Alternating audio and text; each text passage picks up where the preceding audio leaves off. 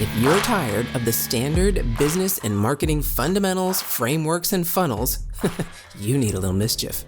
Get ready to turn up the volume on the CEO Mischief Maker podcast, where you access conversations with seasoned business owners who have smashed through mindset barriers, innovated the standard boring business and marketing playbooks, and executed future-paced strategies with bleeding-edge tools and tactics to micro-fail their way into massive success and growth.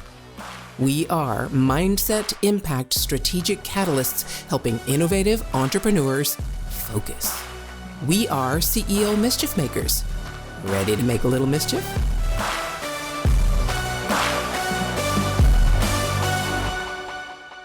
Absolutely love it. Here we go. All right. So strategy. If you've listened to the last two episodes this week with Justus and myself, you have, I hope you took notes, either that, or I hope you did some kind of saving of the audio or video and just are going to go back and put that on replay. And that's what I do. I have to be honest. When I have a book or something that really has blown my mind, I just put it on replay. I just listen to it over and over and over again, because it's not just knowing that, it's actually embodying it. So I hope you are doing that with this, because there's lots to do, lots to unpack. So let's take we talked about impact and innovation. How are you strategically looking like this? The latest thing we talked about, that incredible, great opportunity that you are basically embracing. How are you strategically looking at growing that or testing it? You talked about testing and all that stuff. How do you do that?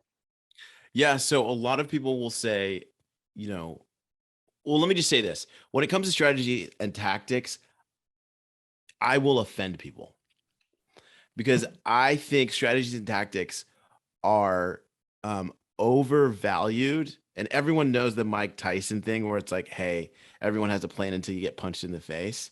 And so, but it doesn't mean it's not important to have a plan. And so I just make my plans relational. I just go, hey, I'm one person away from understanding how to do this better. I'm one conversation away from figuring it all out. And so I value them. I think that there's a lot of people who figured it out for themselves. And those are the people that sell books that everyone follows and wants to do their plan.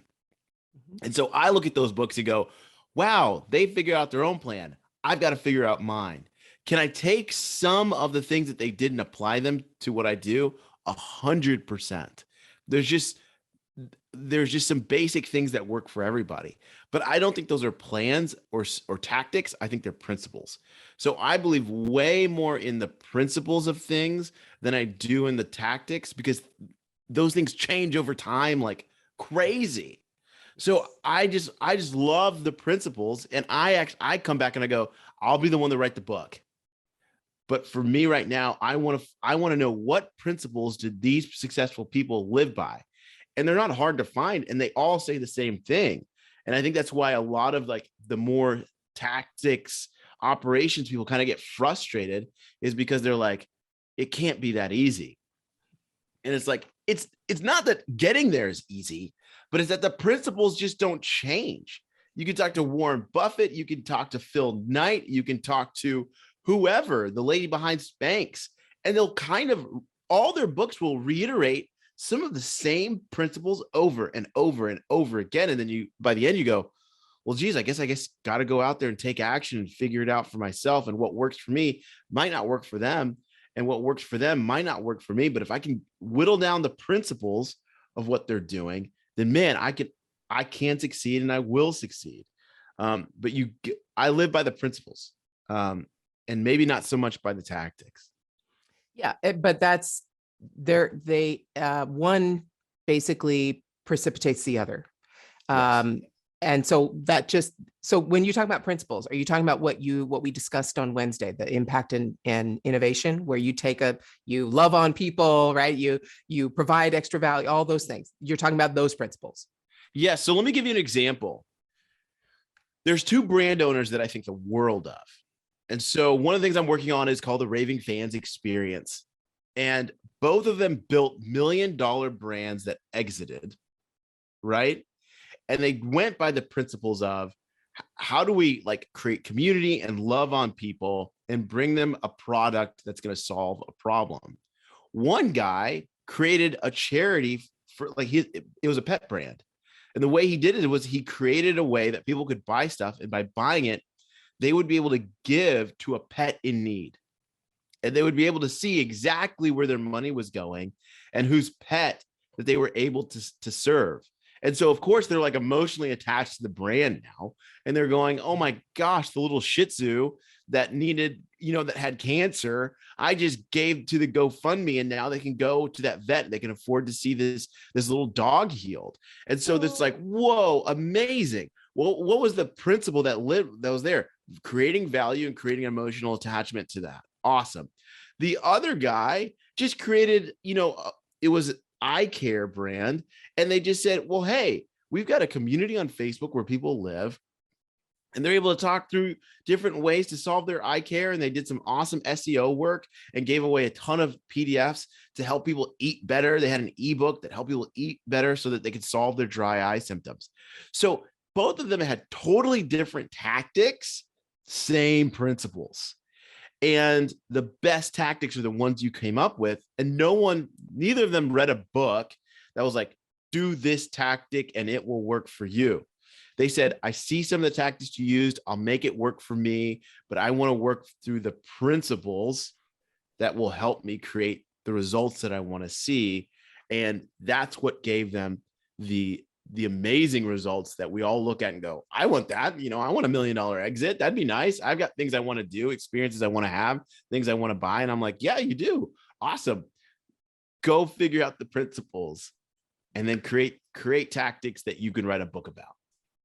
That's okay. So let me unpack this a little bit, because I can bring it to, if there are people listening from my community, which are more tech-based. And I'll tell you, all you're talking about are two different ways our brain work. So I help people who are technical, and I also help people who are marketing brains. And they need both of those things to do the things that I teach people how to do. But the technical people have much more difficulty getting out of those tactics and into the principles. And the people in marketing, they don't have as much difficulty getting into the tactics, because I think our online environment has made those tactics much easier for people to implement, and they don't have to be so technically inclined.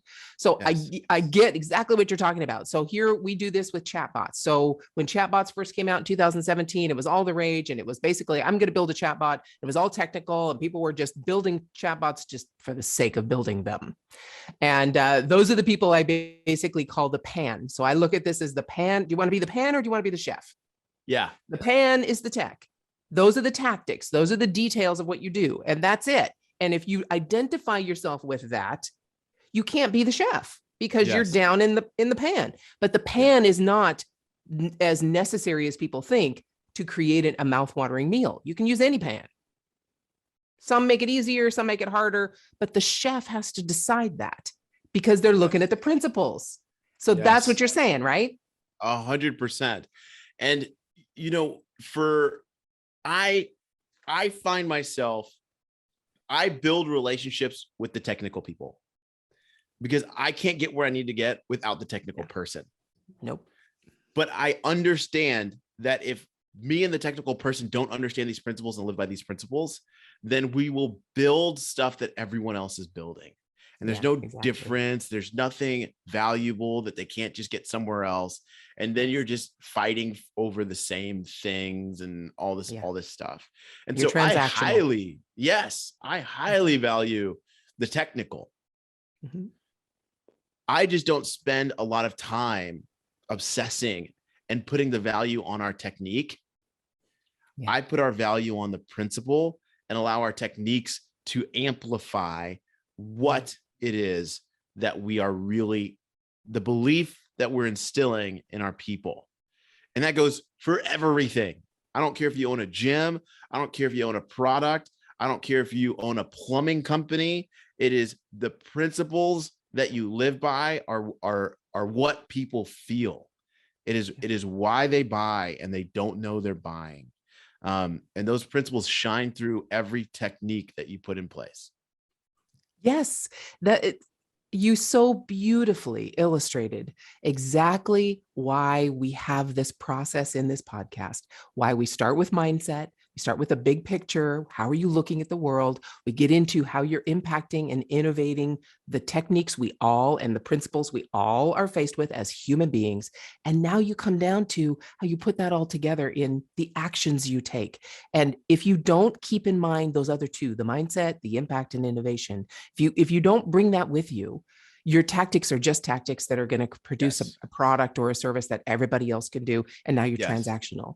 But if you serve a particular person, you love on that person, you know that you have a skill and a talent and a love that they need to make their life better, then all this other stuff, as long as you keep going in that direction, you will align yourself with the people, you will align yourself with the principles, you will align yourself with the tactics Yeah. and the strategies that you need to solve that problem, to serve those people. You do that so incredibly well, Justus. I'm so happy you were able to share some of these principles with us. Is there any last piece of advice that you would give? Any last word in this whole process we've just gone through, this whole story arc, if you will, to help people Yeah. better imagine their lives in this way? Yes. I think one principle to live by, and some people are going to think this is really tacky, but I just refuse now. It's one of the things that I'm like, no, this has to change. And I don't care how people think about me. If I say it, I just don't. But nothing is impossible.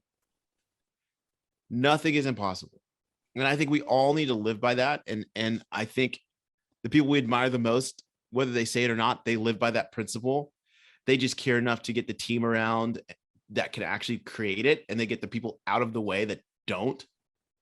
Yeah. And I think for a lot of people, like, nothing is impossible. Nothing.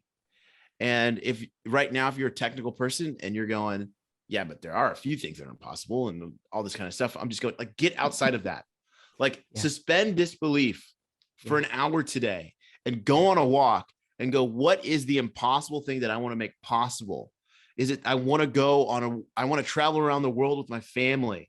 Make it possible. You can make it possible. Is it, hey, I want to go fly to the moon. Figure out, just think about it for a moment and go, how could I make this possible? And I really mean that nothing is impossible in my life. I've just seen so many people who you would think couldn't achieve something, achieve it. And I think the world is looking for leaders. I think they're hungry for leaders, and I think you're one of them. And in order to do that, in order to create a movement, in order to create something that pulls people out of their chair and says, I want to work with you, I want to buy from you, you actually have to give them something to look forward to, that they're kind of like, man, help me get there. And if you're one of those people that are just like, well, I'm just trying to make it through my day and just trying to do this and trying to do that, it's like, man, life's too short to be boring. Yeah. Don't be. And I'm not saying you have to be me and you got to be rah all the time, but like, just live for something, and nothing is impossible. Suspend that disbelief. And yeah, that would be my thing. And that's kind of the thing that I'm championing right now for everyone, is like, what would have to be true for nothing to be impossible for you? What is the impossible thing that you want to make possible? So yeah, that is what I would leave people with. Amen. Amen is all I can say. Really, that's it. Amen. Yeah. Please, if you think it's impossible, I'm going to challenge you. I'm going to challenge you, like Justus just said, just suspend that belief. We have a saying with Bot Academy is trust it works. Just trust. Yeah. And that's difficult for a lot of people. But just for this minute, please, while you're listening to our voices, just trust. Trust it works, because it's worked for lots of people. Yes. So if you need any evidence, we can, both Justus and I can give you lots of names. You can go talk to those people, or just tune into this podcast pretty soon and you'll hear lots of them. Yes. Trust it works. Trust. Yes. So, all right. How can people get in touch with you, Justus? Where can they find you? Yeah, I would say the quickest thing to do is just follow me on Instagram. It's at Justus Coaches, JUSTUS Coaches, or go to justusmurimi.com.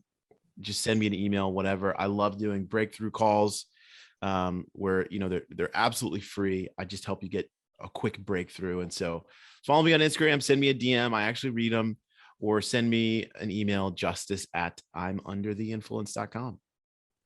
And I'll tell you, there are two phone numbers that I have access to that I can text anytime I need. And Justus's is one of them. And I covet that. And I'm only going to use it when I absolutely need it, but I have it. So I'm telling you right now that you get this man on a call with you, and your life will be forever different. I absolutely encourage you to do that. Thank you, sir. Thank you so much for spending this time with me.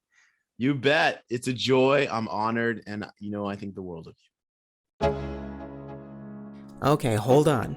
If your mindset was shifted, you were inspired to innovate, and you were spurred into action, don't just move on with your day. Focus, my friend, and take a few minutes to visit CEOmischiefmaker.com to learn more about the value that was shared with you today.